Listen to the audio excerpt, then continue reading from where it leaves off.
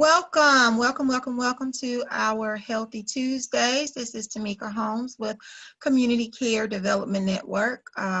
We have two guests today on this Tuesday segment. We have Miss Ranielle Blackmon and Miss Jonta Davis, and these are two great friends, colleagues, and they work in the medical insurance industry. And so I wanted to invite them on to talk about medical insurance and the different meanings of different things and how you can make sure that you have adequate coverage and just learning what questions to ask your insurance questions. So to give you a little bit of background about Miss Ranielle, she's a native of Birmingham, graduated at the University of Alabama with a Bachelor's of Science in Healthcare Management with a minor in Psychology and Medical Sociology. She's had some internships in the medical insurance industry and started her career in the medical insurance organization, in a medical insurance organization. As of this year, she serves on CCDN's board of directors as our marketing and social media content person, which she does a phenomenal job. She enjoys spending time with her friends, which we all know that the coronavirus just has taken that joy of being connected away. But we're finding different ways to connect, i.e. via Zoom.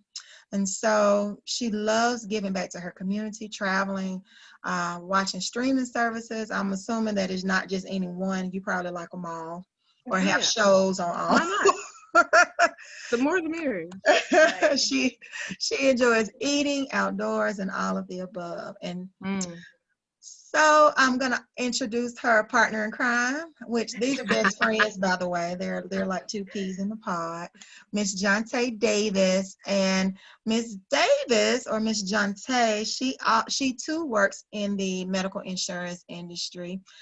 She works in a little bit different capacity. She works as a coordinator, and she works in the capacity of making sure that the health insurance coverage is issued through claims and benefits adequately. She has a bachelor's in healthcare management, and she's currently working on her master's in human services, and she's worked in the medical insurance industry since 2017. She too also serves on the CCDN board as our board president, and she gives tirelessly to our organization. So ladies, I welcome you and I thank you for being here. Yay! Thanks for having me. All right, so Healthcare 101, let's get into it. And so as we're talking about healthcare and medical insurance coverage, there may be some newbies to the insurance world. There may be some people who are older that may not have all of the correct definition of what insurance coverage really is. So let's just start from the top. What is a deductible? What does it do? Why do we have to pay a deductible? Who wants to take that question? I will. So with a deductible, many people probably have heard of a deductible in more so like auto insurance, where before any services are granted to you, you have to meet the deductible. Well, with healthcare insurance, it's a bit different, but kind of the same at the same time. And what I mean by that is there may be particular benefits that apply to the deductible, and your deductible has to be met every single year. So the amount of the deductible depends on the health plan that you have, and so that's one thing that you most definitely need to pay attention to when shopping around for insurance plans. For sure. And I would also say that your deductible can follow two different benefit periods. It can follow the calendar benefit period, where it starts on January 1 of each year, or it can follow the day in which you signed up for coverage, in which the coverage became effective. And then also, let's see, I would say an example of when a deductible could not necessarily be applied would be more so commonly it could be like a preventative service, like a yearly physical exam that can be covered at 100%. So, but other times it could be, it could be applied to the deductible. And so, I think that's basically all I have about deductibles. It's easy to kind of wrap your head around, but it's just imperative that you read what your benefits are. And that's another thing I wanted to mention, especially for deductibles, especially for plans. Some plans people call them high deductible plans. So their deductible is really high, but sometimes their premium payment is really low. So sometimes that's a bit of a double-edged sword, especially if you're that person that needs healthcare services frequently and often. You're ultimately paying more out of pocket. Your patient responsibility can sometimes end up being a bit more versus you may be paying $50, $75, maybe even $100 more on your monthly premium, which could give you more access to better benefits. So that's another thing to take into consideration as well. So even though your premium is low and you have insurance, it doesn't necessarily mean that you have the best benefits just because you have insurance, and that because you have insurance, that's going to cover everything, unfortunately. I got you. So now we're moving on to copays. You got deductibles, then you got copays, then I've heard of co-insurance. I've heard of all these different pieces. So tell me about copays. What's the purpose of us having a copay? Why do we have to pay it? Tell us what it means in the insurance world. Let's talk about copays next. So a copay, one of the most distinctive ways that it's different than a deductible is the fact that it can't necessarily be met. So it is due at each service. So it could be, let's say, it is usually a fixed amount. So if your benefits read that there's a $25 copay for a specific service, then that every time you go to that doctor or go to that specialist, like a cardiologist or something, it could be, it will be a $25 copay each time you see that provider. So that would be the biggest difference between a copay and a deductible. And so I know for me, my medical insurance is, I have an 80-20 plan. And so I have my copay, but then, after the bill hits, when I go back to the doctor, they say, well, you've got a remaining balance, and it's like $6 and something. And so when I get my benefits readout, because I get a statement each time I go to the doctor. The explanation of benefits. It tells me, okay, this is how much the bill was. This was your copay amount.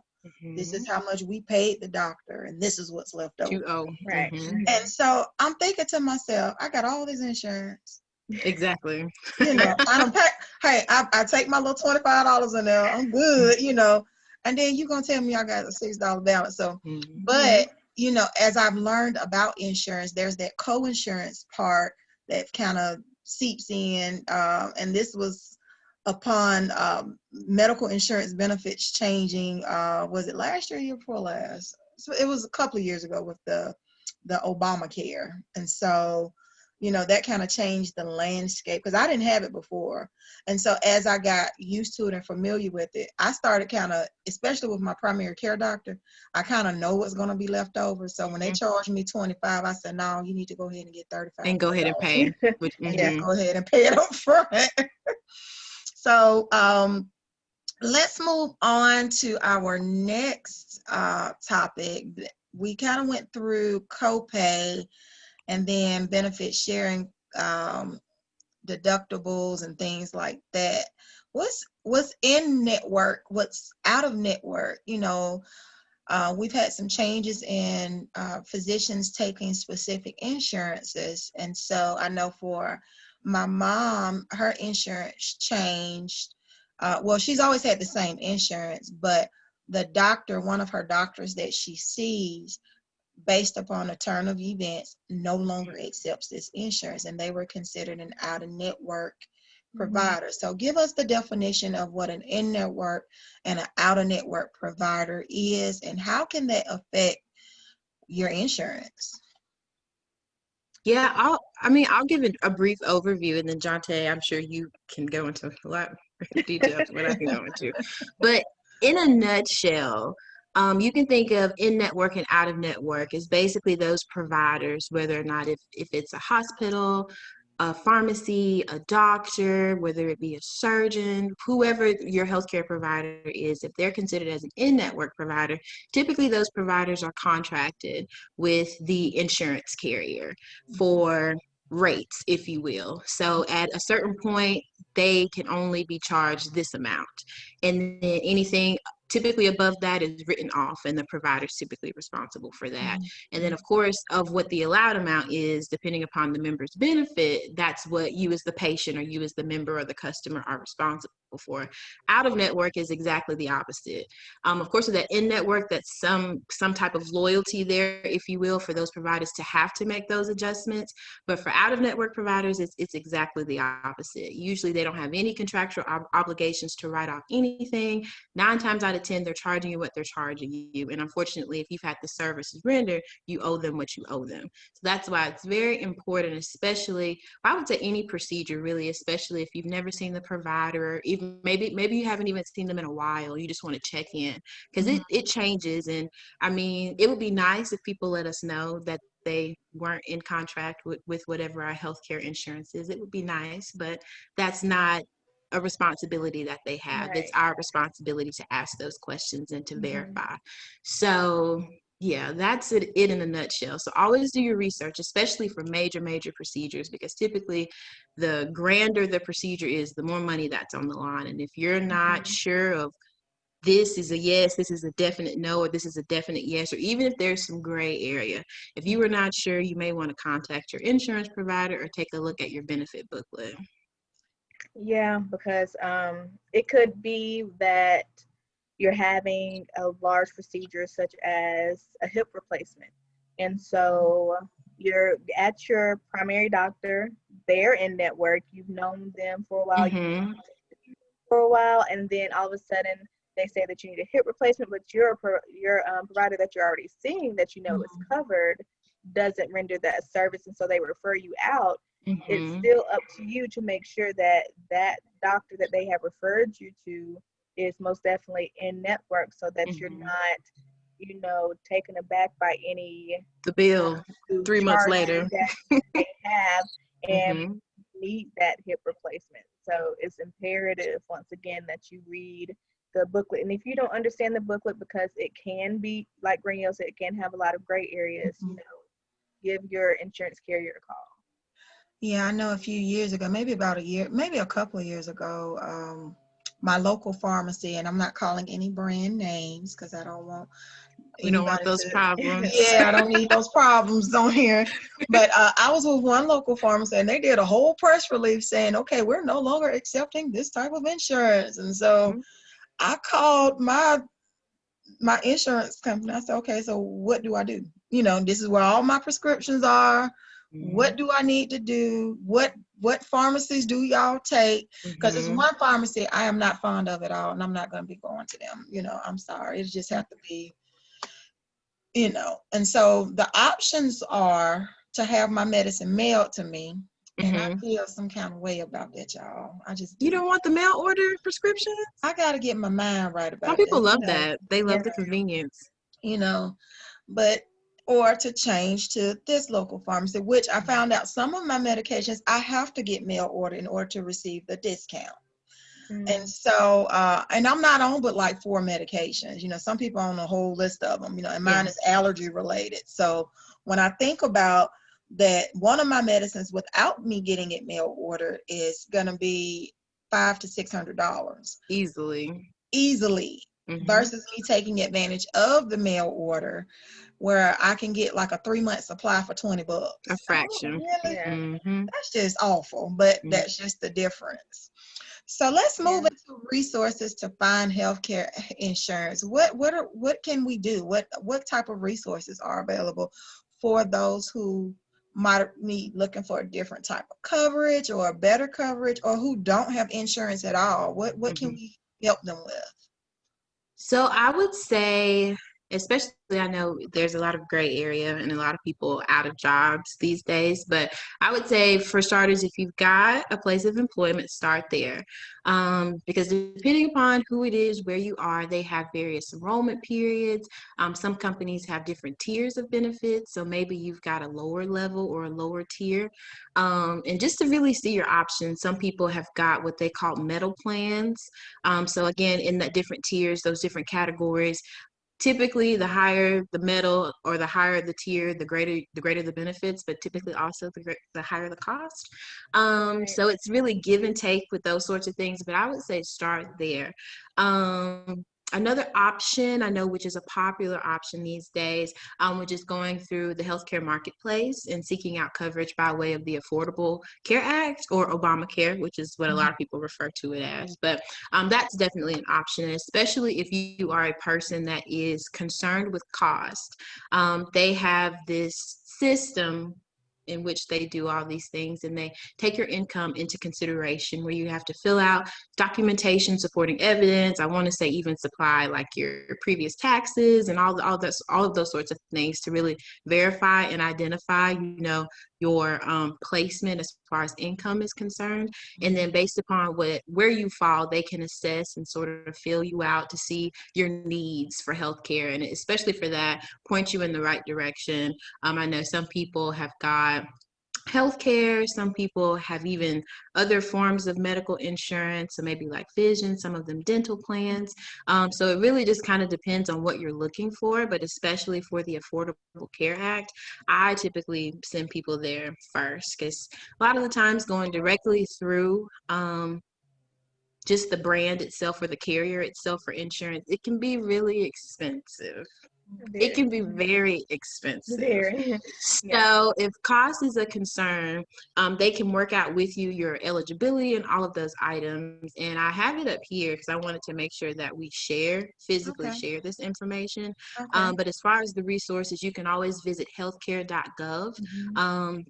They are available for you to call 7 days a week, 24 hours a day. But I think they also recognize, they recognize federal holidays and things like that. But for the most part, you can find them any day, anytime. And so as far as how you can call them, if you don't want to visit healthcare.gov, you can reach them directly by calling 1-800-318-2596. And again, that number is 1-800-318-2596. And like I mentioned, they're available 24/7 with the exception of federally recognized holidays. So of course, you can start with your employer. If that's a no-go, you don't have a job, you can start off with the healthcare marketplace. Like I said, a lot of those names are interchangeable. So the marketplace, the Affordable Care Act, Obamacare, it's all basically, all of those three, they're the same thing. But if maybe you don't qualify for the marketplace, maybe you make too much. So another option is maybe reaching out to your circle, whether or not, if that's friends, families, coworkers, friends of friends, whomever, and see what they have and if they would recommend that. And then of course you can then go by doing your research, whether or not if that's looking online, because most insurance carriers have their information that's readily available for you online. Some even have options where you can go through the system and kind of toggle what benefit plans may work best for you or your family. And of course, if you don't want to go through the hassle, most insurance companies also have dedicated sales or marketing areas that you can call outside of their customer service that can also walk through to see what those costs would look like, whether or not if it's for you and a spouse, you and dependents, or you, a spouse and dependents. So typically they're equipped and prepared to walk through whatever those steps are that you need to try to figure that out. And I just want to note, Ranielle basically said to start with your employer first. Just for clarification, the reason we say that is because of that cost sharing part. When you are going to get insurance with, like, through your employer, they're also taking care of a percentage of what your insurance costs, and so that that insurance coverage is usually a little bit less than, well, I'm not gonna lie, a lot less than you getting it on your own. So if you are employed, or if you become employed, go ahead and, while it's open enrollment, when you first get onto the job, go ahead and sign up for that insurance. And I'm sure if you ever have any questions, even if you have been there, typically they have dedicated HR representatives that typically man and manage those things. So maybe you have questions, maybe about options, or maybe you just had a baby and you want to know how to get your baby on your insurance or something along those lines. Or maybe unfortunately you've had a death in the family and you don't need to continue paying for that person regardless. Typically, there's still an HR person that's typically designated for you as the employee for you to reach out to in the event that you need to make any changes or updates or just with any general questions. And I know I would like to add, because I know a large area or client population we serve are those who don't qualify for any of those. So they may be like in that poverty-stricken state. So I would suggest Medicaid, Medicare, you know, those state insurance It's funded, agencies that you can start out there, and then maybe you can get to the point where you can graduate up to those levels. And so if you are in a position where you are currently on Medicaid, Medicare, and you're getting to that place where, okay, now I've got a job and I want to know what other coverage is available to me, then go in and talk to your employer and see what's available. Or if you don't have a benefits package that would be beneficial for you, then go to the marketplace, because there may be other options for you as well. The goal is to get some sort of medical insurance coverage so you can make sure that your health is intact. Yes. I'm an advocate of insurance, even insurance that I don't have to use. My clients have insurance on them. I'm with you. And so that leads me to incentives and wellness benefits, which I am a true fan of, because the insurance coverage I have, they pay me to work out. They pay me to eat well. You know, I just have to fill out a couple of surveys and things like that. So y'all tell us about these incentives and benefit plans that are in addition to insurance or under the insurance plans that can be afforded to us. Yeah, so I think you kind of gave it a good little highlight there that you can do, well, you can get rewarded for doing things that you would probably, well, some people, I know I've slacked off during the quarantine, but ideally things that you would be doing anyway, you can get rewarded for those. And so, especially through certain employers, I know that's a big one, employee health and wellness programs. So with those, typically it's an internal thing, and sometimes they even extend it to people that are also, so say for example, I have a spouse or I have dependents. Oftentimes they're also able to participate in various little activities to receive incentives. And so some of those items could include you just getting your routine services done. So maybe it's just time for your yearly visit. Boom, you get a reward for doing that if that's something that your employer participates in. And so or even without the medical, like going to the doctor, having a screening or something done. Some companies offer just activities really just to help keep its own employees engaged.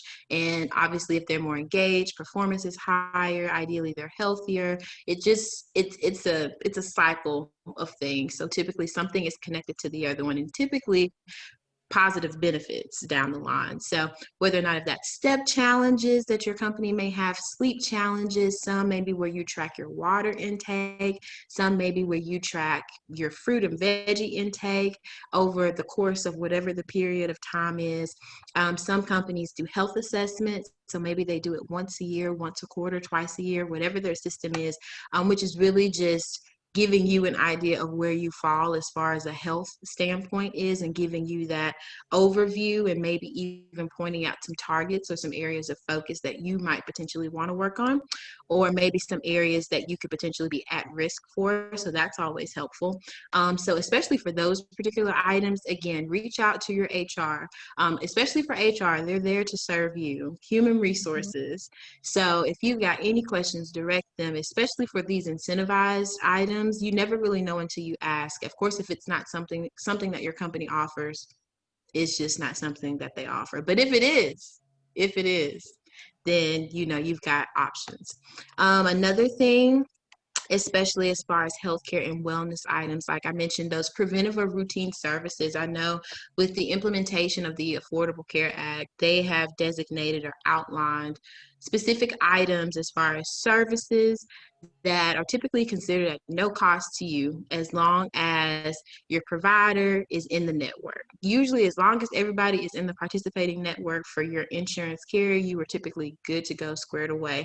Again, ideally, these are things that you're having to do anyway. So especially the big things, I know I've got a little list as far as like your yearly visit. Again, ideally, we should all at least be going to the doctor once a year, especially if you know or if you have knowledge of people in your family being at risk or having issues, whether or not if it's diabetes, various forms of cancer, high cholesterol, high blood pressure, any of those items. If you know anyone in your family, I would definitely recommend at least going once a year, just so that you know that you're being checked out, you know that you're on the right track.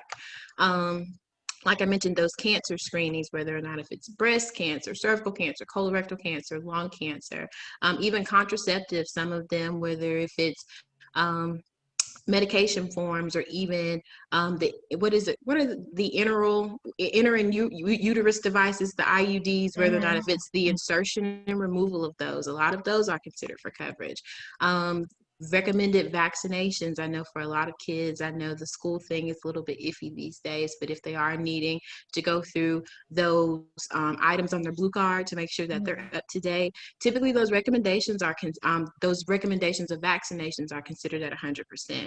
Again, you just got to do your research to make sure that A, you know what you need, and B, that it's considered for coverage. So that way, again, it's less of a hassle for you, especially as a parent or as anyone that needs these services, that you can kind of rest knowing that this is one less thing that you have to pay for, especially in times like this. Also, under that umbrella, recommended labs and screening. So again, for those at-risk items, for that cholesterol, diabetes, the high blood sugar, high blood pressure, even some STI, STDs are considered for coverage. Again, these routine or preventive services. Even behavioral screening. So for people that potentially might struggle with their mental health, so items like depression, there are people that struggle with alcohol and drug abuse. Typically there's counseling and things like that that are available. Maybe you've struggled with smoking, so often there are tobacco cessation programs that are also in place. Again, along that behavioral line, maybe you have or you know someone with autism that's potentially on your plan, and you want to have that behavioral screening to see where they may fall on the spectrum. That can be an option. Or even those potentially that are at risk for being overweight and the many things that can come with that. Some plans even offer diet counseling just to sort of help you get back on track in a healthy manner. So as far as those specific lists of preventive services and those items, that list is available for men, women, and children on the Affordable Healthcare website, again, healthcare.gov. So it's available for you, and especially if you're interested, you can always print those services out, and maybe you want to take charge and be informed, and maybe it's your time, maybe you're eligible to receive it, you're within the time frame or the frequency of how often you can get it, it's a provider that's in your network, and again, it's a service that you're eligible for. Those are all major things that you have to take into consideration, because sometimes those limitations can impact you, especially down the road for claims processing and things like that. Because technically, especially as an insurance company, I don't think that anyone will ever argue that you don't need it, that you don't need a service, or that it's not important. I don't think anyone will ever argue with that. It's just simply that for insurance coverage, there are limitations. Unfortunately, they can't pay for everything. So they've got to draw a line at a certain point. And so that's where that frequency, how often you can get it, maybe it's 1.5 calendar years or something extremely specific. Again, you've got to be aware of those items. But again, if you're ever stuck or iffy about anything, that will be the time where you, again, either reach out to your insurance carrier, or maybe you want to be proactive and independent, and you just pull your benefit booklet to see what those specific limitations are, if any at all.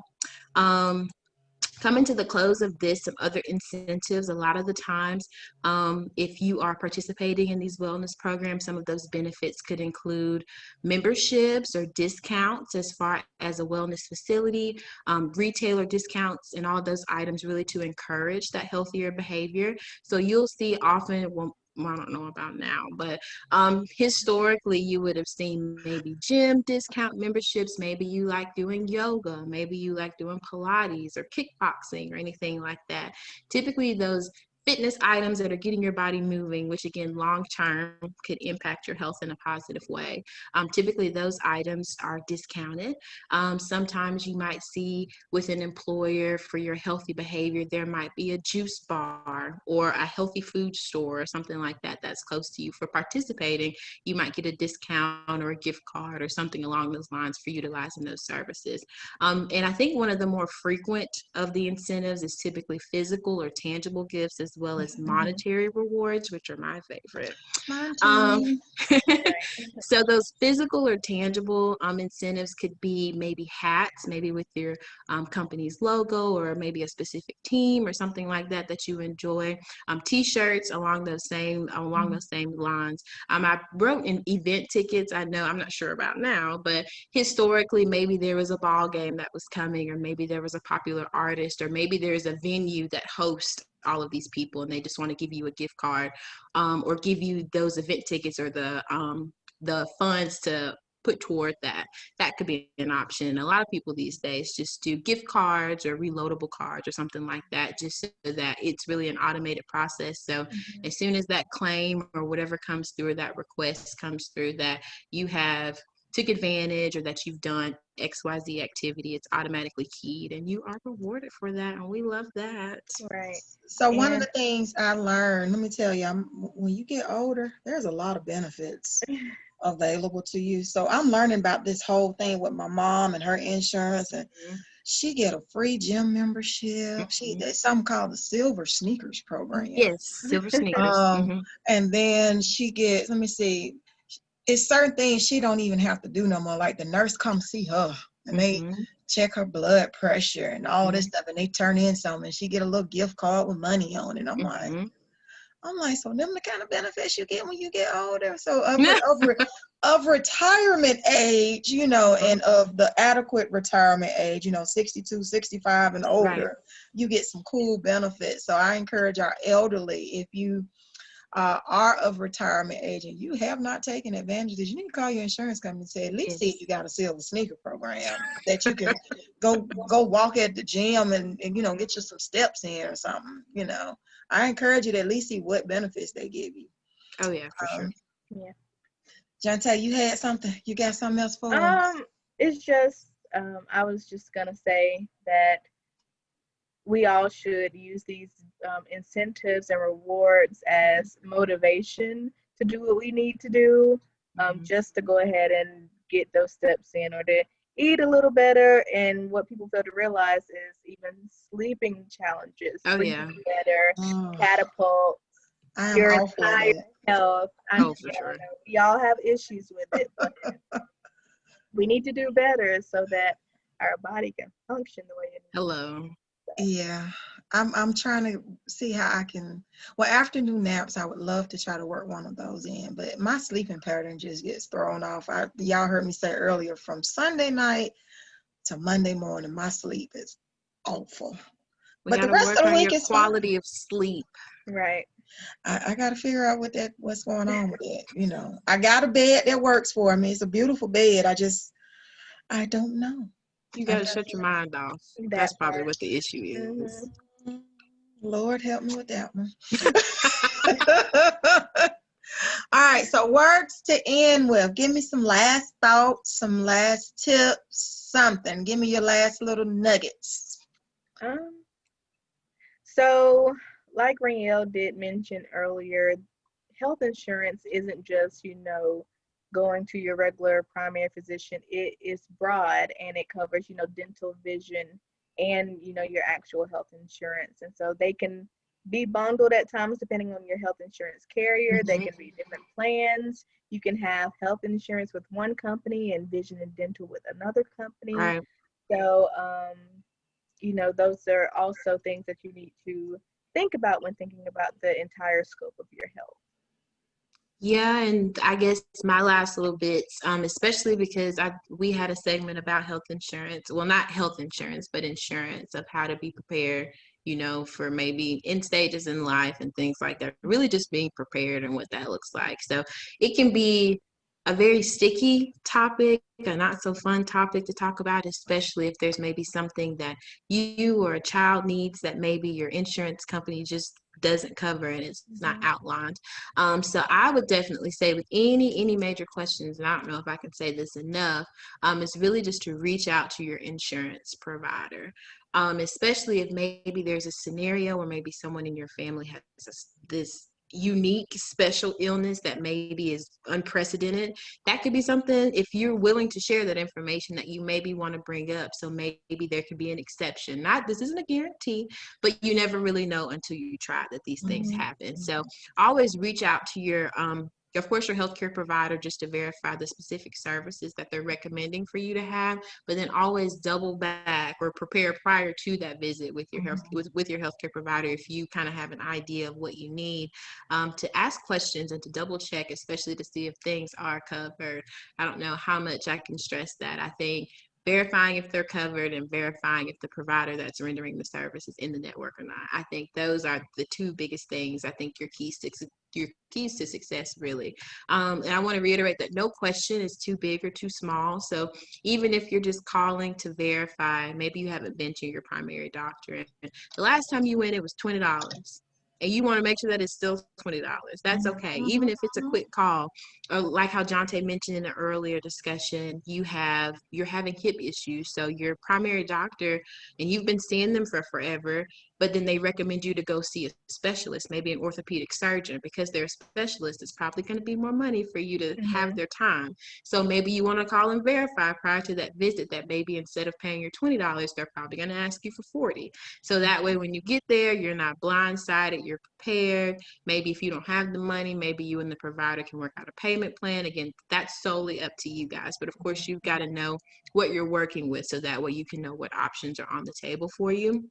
And I think the last point that I want to make sure that we are reiterating is that typically for health insurance, you are paying for a service. You are paying to maintain the coverage, which means that you maintain the right to ask questions, to double check at any point in time. Yes. Maybe you had a series of labs, and typically your doctor says, well, I'm going to run this, that, and the other. And then this time something wasn't covered, and you get your explanation of benefits in the mail a week or two, maybe a month after your visit, and then you owe money. But up until this point, you haven't paid anything. So you want to know what has happened. Reach out to your health insurance provider. Typically, they have access to view everything down to what was rendered. So that way they can break it down for you if it isn't explicitly written out in your explanation of benefits. And even if maybe the doctor made a mistake, and instead of saying that they did this, they did that, and that is expensive and is not covered.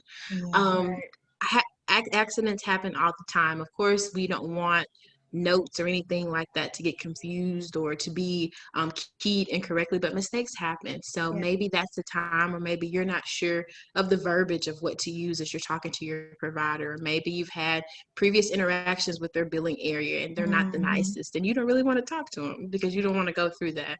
That's what your insurance carrier is for. Feel free to give them a call. You know, when you're calling, have everything that you need pulled up. I mean, you don't have to, but that typically helps to speed up the process a little bit more. For anything that you need, they typically have access to view it, whether or not if it's from yesterday or a few years ago. Typically, they have access to all of your claims data and your claims history that you've had throughout your duration with them. So if anything comes up, or maybe a bill was sent to collections, that's a big one, for maybe a claim that didn't process, and you had this service 2 years ago, and the provider's just now filing or something like that, and they say you owe $300. For one, you don't remember what it was for because it was 2 years ago. Yeah. And then once we pull it up, you say, well, that wasn't me. I don't even know who that doctor is. This isn't me. So maybe your name is John Bill, date of birth 7/10, and they got you confused with John Bill, date of birth 10/7. Accidents happen. So you always want to make sure that you're calling, that you're asking questions, that you know what you have, that you know what you're working with. So that's all I have.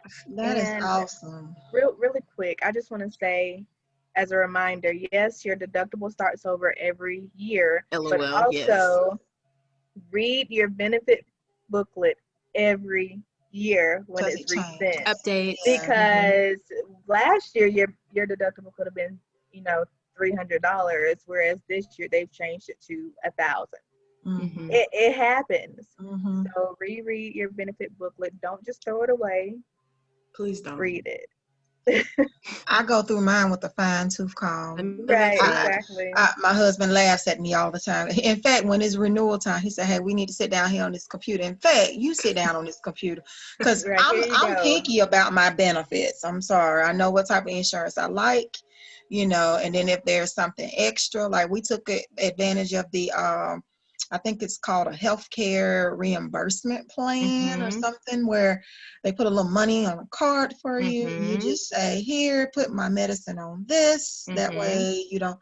I love stuff like that because I don't have to think about it, Exactly. So, I mean, and as far as an example of what you guys were saying, I think I had to call my insurance company and have a discussion with them about something that I got. And let me tell you, the service was top notch. The insurance agent they talked with me. They said, "Okay, hold on, let's call the doctor." They did a 3-way conference, got everything. And it was a situation where there was a slip of a code or something. Something was coded incorrectly in the doctor's A office. number. And it made a 1 difference. digit, throw the whole thing off. It made a whole difference thing. of about $750. Yes. I'm being realistic. Easily, yes. And so when they got the correct coding and everything, the insurance company followed up with me and said, "Hey, we got everything corrected. You only owe this amount." And so that could have made or break. I mean, $750 is nothing. Hello, not. So make sure you are following up on these things and don't just say, "Okay, it's just another bill." In fact, I mean, it really could be something that could make or break you. So thank you, ladies. I appreciate you taking the time with us today on this Healthy Tuesday. Thank you for all of these tidbits, key information, explanation of insurance, because a lot of people may not have known. I learned some fantastic things on here, the difference in certain terms. So thank you for your information, and I'm going to bring you back. There's going to be some more topics to be covered. So brush up on your insurance talk. I'm telling you. Might be some other areas I'll bring you back in too. So thank you for coming on, and Thank you for having us. have a fantastic day. Thank you, guys. You too. Thank you.